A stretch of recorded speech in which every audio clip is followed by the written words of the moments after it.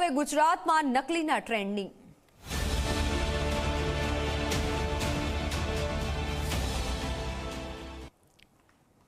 પાટણ એસઓજીએ ઝડપી પાડ્યું છે નકલી ઘી। જી હા, ખાનગી બસમાં નકલી ઘીની હેરાફેરીનો પર્દાફાશ કરાયો છે।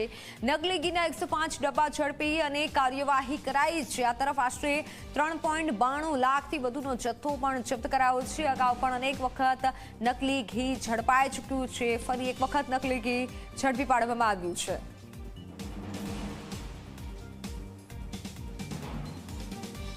રૂડી નજીક રેડ કરી અને આ બાતમી હકીકતવાળી જે લક્ઝરી બસ છે એ ચેક કરતા એમાંથી નાના મોટા ડબ્બા નંગ 105 જેની કુલ કિંમત રૂપિયા 3,92,000 થાય છે, જેઓ બનાવટી ઘીનો જથ્થો મળી આવતા તેમાંથી સેમ્પલ લઈ અને FSLમાં પૃથ્થકરણ અર્થે મોકલવામાં આવેલ છે।